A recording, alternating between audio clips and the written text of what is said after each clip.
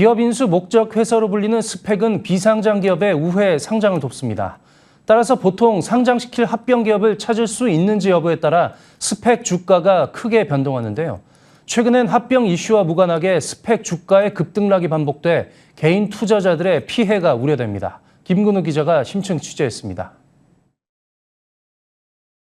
통신장비 제조업체 다보링크와의 합병 상장이 임박하자 일주일 만에 45% 이상 주가가 오른 유안타 제6호 스펙. 국내 상장 기업 중 지난주 주가 상승률이 5번째로 높았습니다. 한화플러스 제2호 스펙은 카카오뱅크와 일반 청약일이 겹쳤는데도 481대 1의 개인 청약 경쟁률을 기록했습니다. 이처럼 스펙주에 대한 관심이 뜨거운 건 풍부한 유동성 장세 속 유망 산업에 선제적으로 투자하려는 사람들의 수요가 크게 늘어난 영향으로 풀이됩니다. 시가총액이 작아서 변동성이 커지는 그런 구간에 이제 하나의 투자 대상으로 유동성이 풍부한 가운데 나온 하나의 사례라고 보고. 갑작스레 급등하는 스펙 주가는 투자자에게도 위험하고 합병을 원하는 비상장 기업에게도 부담입니다. NH 스펙 18호는 합병 계획을 철회했는데도 그 다음날 상한가를 기록했다 다시 19% 급락하는 등 예측하기 힘든 변동성을 보였습니다.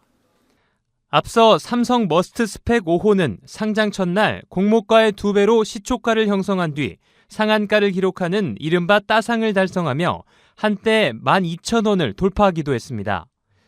그러나 현재 주가는 7,000원대 초반 수준으로 꺾였습니다.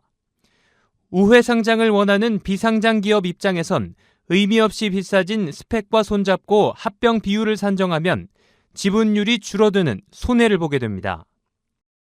그러한 고평가된 스펙이 합병이 되는 경우에 있어가지고 내가 들고 있는 스펙의 그 가치는 내가 산 시가보다 훨씬 낮게 책정된다는 점에 대해서 유념해야 된다고 생각을 합니다. 이상 급등하는 스펙을 쫓아 추격 매수하는 투자자들도 있습니다.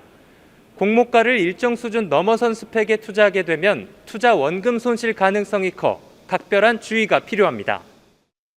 감독 당국이 미공개 중요 정보 유출이 있는지, 그리고 거래소 차원에서는 이러한 그 스펙 주가의 급등으로 인해서 합병 가능성이 낮아지는 사항에 대한 투자자에 대한 경고 등을 제대로 하고 있는지에 대해서 다시 한번 점검하고.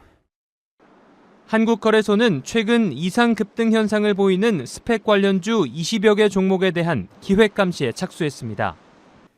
스펙과 특정 기업 간 인수 합병에 관한 허위 사실을 유포해 스펙주 매매에 이용하는 행위는 자본시장법 제178조 부정거래 행위에 해당합니다. 거래소는 주식 리딩방이나 유사 투자 자문업자, 주식 카페 등 다수 투자자들에게 영향을 줄 수 있는 매체를 집중 조사할 계획입니다. 머니투데이 방송 김근우입니다.